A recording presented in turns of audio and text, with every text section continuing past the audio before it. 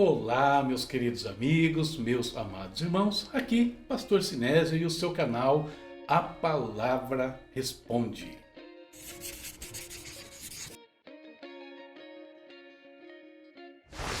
E como a palavra responde, hoje é dia de nós trabalharmos com as perguntas e dúvidas que vocês enviam regularmente aqui para nós. Equipe, tudo bem? Que beleza, né? Vamos trabalhar aqui, vamos lá responder perguntas dos nossos queridos amigos e irmãos aí. E aí, qual é a pergunta de hoje? A pergunta hoje foi feita por mim. Pela pastora Silvana. Você pensa que a equipe também não tem perguntas? E qual é a pergunta, pastora Silvana? E a nossa equipe também quer saber das coisas da palavra de Deus. Vocês estão pensando o quê? É verdade. O que manda? Fazendo as minhas leituras diárias, né? Aí eu li um texto e surgiu essa pergunta que farei neste momento. Por que Deus se refere ao rei Nabucodonosor, que é um idólatra, como seu servo? Repete, por favor, a pergunta. Porque Deus se refere ao rei Nabucodonosor, um idólatra, como seu servo. Olha que interessante.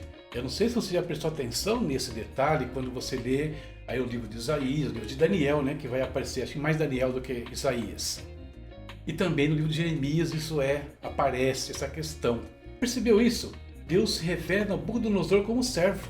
E a pergunta aí da pastora aqui é, por quê?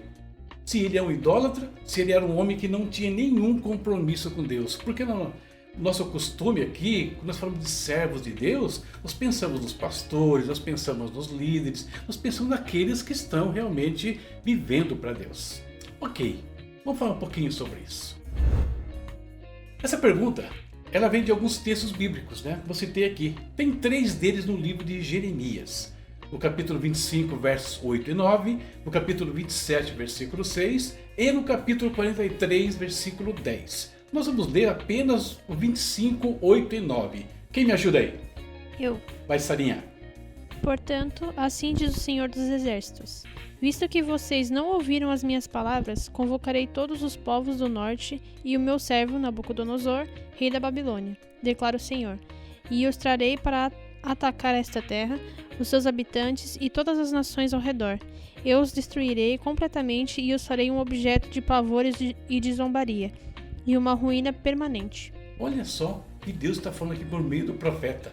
E aqui no versículo 8 ele declara, né? Ele enfatiza: meu servo Nabucodonosor, rei da Babilônia. Vamos lá, queridos. Sobre Nabucodonosor, que a pastora aqui fala que ele é um idólatra, de fato ele o era, ok? Alguns textos do livro de Daniel revelam bem o caráter desse rei. Por exemplo, Daniel 1:10 é aquele texto onde Daniel e seus amigos pediram para não comerem das iguarias do rei. Eles queriam se tratar apenas com água e legumes. E o Aspenaz, o mordomo, diz o que ali? Fala, olha, vocês querem apenas legumes? Daqui a algum tempo vamos verificar vocês, se vocês estiverem mais magros, né, do que os outros jovens, eles vão pedir a minha cabeça. Ou seja, ele seria morto por ter falhado em cumprir uma ordem do rei. Ele fala, não, eu não quero correr riscos. Aí vocês conhecem a história. Daniel conversa com ele, chega a um acordo e Deus livra Daniel e livra também o mordomo. Quando surge uma crise, no primeiro sonho do Nabucodonosor, o sonho da estátua, né, a cabeça de ouro, a parte de prata, de bronze, né, e as pernas e coxas e pernas de barro e misturado com ferro, né, nos pés lá embaixo, a gente percebe que o rei ele se perturba. E a quem o rei recorre nesse momento que ele fica preocupado com o sonho? Ele recorre a adivinhos, astrólogos, magos, encantadores, feiticeiros e outros. E aqui a gente percebe de novo quem era Nabucodonosor. Por quê? Porque ele diz o seguinte: se vocês não interpretarem o meu sonho, se vocês me enrolarem, né, em outras palavras, eu vou acabar com a casa de vocês, a família de vocês vai morrer. Então percebe que era um rei da hora, né, Nabucodonosor. E também Nabucodonosor ele era um megalomaníaco, né, no caso aqui. Por quê? No sonho, Daniel mostra para ele, né, ele vê apenas a cabeça, né, de ouro. Só que quando ele faz a estátua dele no capítulo 3, ele faz ela inteira de ouro. Ou seja, que história é essa de eu ser só a cabeça de ouro? Eu sou toda a estátua. Então ele tinha essa coisa, né, de poder, de opressão e coisa desse tipo. Então, Nabucodonosor realmente não era um homem que nós diríamos que é um servo de Deus. Então, por que Deus chama ele de seu servo? Se era assim. Antes de responder, eu vou complicar essa pergunta um pouquinho mais. Não sei se a pastora Silvana observou numa outra passagem de Isaías 45, que não bastasse o fato de Deus chamar Nabucodonosor do seu servo, ele se refere a Ciro, o rei da Pérsia, outro idólatra, como o seu ungido. Olha o que diz Isaías 45, versos 1 e 2. Assim diz o Senhor ao seu ungido, a Ciro, cuja mão direita seguro com firmeza para subjugar as nações diante dele e arrancar a armadura de seus reis, para abrir as portas diante dele, de modo que as portas não estejam trancadas. Eu irei adiante de você e aplainarei montes, derrubarei portas de bronze e romperei trancas de ferro. Isaías 45, 1 e 2. Então olha só, Nabucodonosor chamado de meu servo. Ciro agora chamado do meu ungido. Mas por que Deus se refere a esses dois reis desta forma? Sendo eles então homens pagãos, homens idólatras. Vamos analisar essa questão sobre 3 aspectos. Primeiro, o Senhor domina sobre todos os reinos. O último sonho que Nabucodonosor teve foi o sonho da grande árvore. E quando ele chama Daniel para interpretar, Daniel se assusta com a situação, com aquilo que ele vê ali naquele sonho. Mas como o rei insiste, então Daniel fala com Nabucodonosor, olha uma parte do que ele disse ao rei. Essa é a interpretação, ó rei, e este é o decreto que o Altíssimo emitiu contra o rei, meu senhor. Tu serás expulso do meio dos homens e viverás com os animais selvagens. Comerás capim, como os bois, e te molharás com o orvalho do céu. Passarão 7 tempos, até que admitas que o Altíssimo domina sobre os reinos dos homens e os dá a quem quer.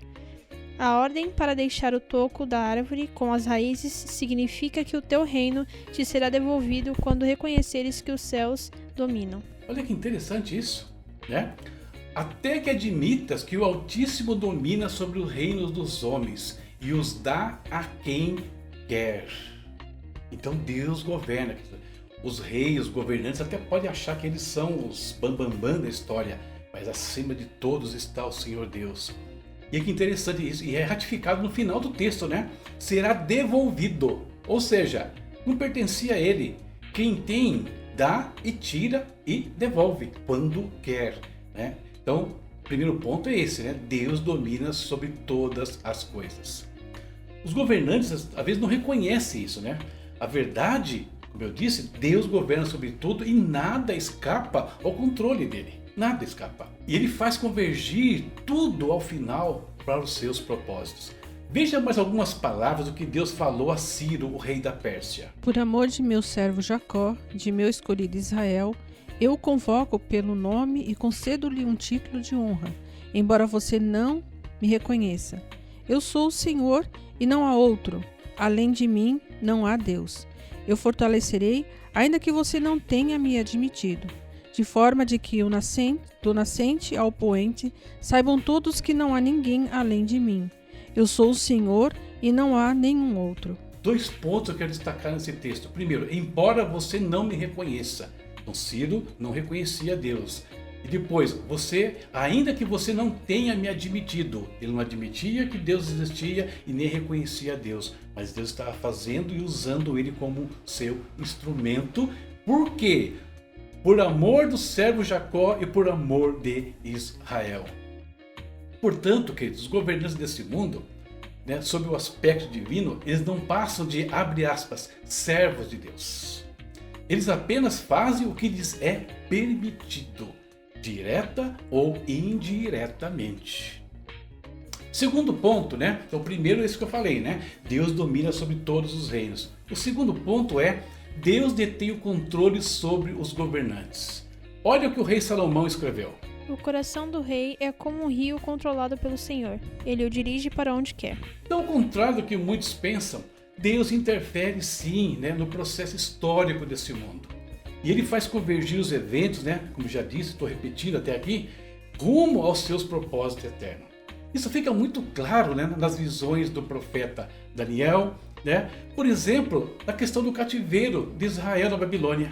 Israel vai para o cativeiro, mas depois de cumprido um tempo lá, que eles estão na Babilônia, troca já o reino, né? Já é a Pérsia que está no governo agora. Aí Deus fala com Ciro, e olha o que Deus fala com Ciro, que coisa interessante. No primeiro ano do reinado de Ciro, rei da Pérsia, para que se cumprisse a palavra do Senhor, anunciada por Jeremias, o Senhor tocou no coração de Ciro, rei da Pérsia, para que se fizesse uma proclamação em todo o território de seu domínio e a pusesse por escrito nesses termos. Assim declara o Ciro, rei da Pérsia: o Senhor, o Deus dos céus, deu-me todos os reinos da terra e designou-me para construir-lhe um templo em Jerusalém, na terra de Judá. Quem dentre vocês pertencer ao seu povo, vá para Jerusalém, e que o Senhor, o seu Deus, esteja com ele. Olha que coisa impressionante aqui, ó. Para que se cumprisse a palavra do Senhor. Quando Deus tinha dito alguma coisa, então vai acontecer alguns fatos. Deus vai usar um rei, um líder, né, do maior império da época, da Pérsia, depois da Babilônia. O Senhor tocou no coração do Ciro, rei da Pérsia. Que Salomão disse: o coração do rei está nas mãos do Senhor. Então não importa o governante, né? Deus, quando quer agir, ele vai tocar nesse governante. Não importa o tamanho dele, não importa onde ele esteja. O que é mais interessante ainda é depois o que Ciro fala. Assim declara o Ciro, rei da Pérsia: o Senhor Deus dos céus deu-me todos os reinos da terra. Perceberam? Aquele que Deus fala que não reconhecia Deus, que não admitia Deus, agora está declarando que Deus é quem deu a ele os reinos da terra. Então, Deus tem nas suas mãos o coração do rei, como diz Salomão. E terceiro e último ponto: toda autoridade pertence a Deus. E isso também está presente no Novo Testamento. O apóstolo Paulo declarou: todos devem sujeitar-se às autoridades governamentais, pois não há autoridade que não venha de Deus. As autoridades que existem foram por ele estabelecidas. Então toda autoridade foi estabelecida por Deus. Deus permite para uma circunstância ou outra que eles cheguem ao poder. Então o conceito que Deus está sobre toda autoridade não é só do Antigo, é também no Novo Testamento. A autoridade emana dele. E como nós vimos aqui, às vezes ele usa ela para benefício do seu povo, como foi o caso de Ciro. Às vezes usa para corrigir o seu povo, como foi o caso de Babilônia, né? Nabucodonosor. Ele usou os dois. Por isso, né, a questão aqui, né, servos de Deus. Então, nesse mundo, ninguém exerce a sua autoridade a bel prazer. Ninguém. Deus, né, ele é soberano e ele tem poder suficiente para usar todos os eventos e convergir rumo aos propósitos dele. Isso vale para a autoridade secular e isso vale para autoridades eclesiásticas. É a mesma coisa. Todos recebem autoridade da parte de Deus. A opção que fica nesse caso é a seguinte: ou as autoridades servem a Deus, né, e assim são abençoadas por ele, ou então eles são apenas servos, né, da vontade de Deus e vão colher os frutos das suas ações. É as duas situações aqui que eles podem escolher. No exercício, né, da sua autoridade, do seu governo. Então, pastora Silvana, essa é a minha consideração. Sei se isso responde a sua pergunta. Tem algum comentário?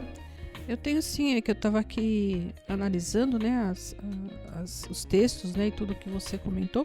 Eu pensei que se as pessoas tivessem entendimento de quem dá o poder às autoridades, fica mais fácil até entender o porquê Paulo fala pra gente se sujeitar às autoridades. Agora, se elas não ferirem, né, a vontade de Deus, fica até mais tranquilo se sujeitar a elas, né? Eu entendi que a gente realmente deve esse respeito por conta disso, que é Deus que deu, não é eles que simplesmente chegou lá, né? E eles realmente vão ser penalizados de uma forma dura, como foi Saul, por exemplo, né? Exatamente. De uma forma dura, se não respeitarem as leis de Deus, se não fizerem aquilo que Deus quer, né? Mas nós seremos abençoados se obedecermos a palavra em nos sujeitar às autoridades que Deus dá, né? Porque eles, querendo ou não, são servos de Deus. Querendo ou não, são servos de Deus. Agora, uma coisa que é importante a gente falar também. Seria até um assunto para uma próxima pergunta que surgir aí. E mesmo eles sendo autoridade, né, de Deus, né, colocados por Deus, nós vimos aí que alguns se desviam desse propósito. E quando eles desviam desse propósito, eles podem querer nos fazer coisas que vão contra a vontade de Deus. Aí, nós não somos obrigados a obedecê-los, mas tem penalidade a si mesmo. Mas isso é assunto para uma outra pergunta. Ok? Então terminamos aqui a nossa o quadro Respostas de hoje. Então, não se esqueça daquela coisa que eu não pedi no começo, mas vou pedir agora. Inscreva-se no nosso canal. Gostou do vídeo? Curta e compartilha. Gosta das respostas? Ative as notificações. Toda vez que nós fizermos alguma coisa aqui, vai chegar uma mensagenzinha para você lá. Opa, tem resposta nova lá no canal, dá uma olhada, ok? Conto com a sua ajuda e não se esqueça também de prestigiar os nossos parceiros. O recadinho deles está aí na sequência. Deus abençoe a todos e até a próxima, se Deus quiser. Tchau, tchau. Queridos, nós temos alguns parceiros que nos ajudam no nosso trabalho, nas nossas atividades aqui. Eu queria pedir o seu apoio para eles. Vai aparecer na sua tela aí o link de alguns parceiros nossos. Dá uma olhadinha, visita, veja como eles podem abençoar a sua vida. Um deles é a Ebenezer Contabilidade, uma empresa com ótimos trabalhos, né, ótimos serviços, que inclusive cuidam da minha empresa. Né? Hoje a minha empresa está aos cuidados da Ebenezer Contabilidade. Está aqui o link para você visitar, conferir o que eu estou falando. Tem também um pessoal aí, ou melhor, uma pessoinha que faz uns brownies da hora. Vou mostrar para vocês os brownies daqui a um dia. Mão no brownie. Olha aqui, ó. Baixe esse app e dá uma olhadinha. Você vai gostar. E finalmente temos o VNC Studio, que também pode ajudá-los de muitas formas. Aí você que gosta de fazer um vídeo, quer trabalhar com algumas coisas de mídia, VNC Studio pode também ser uma mão na roda para a sua vida.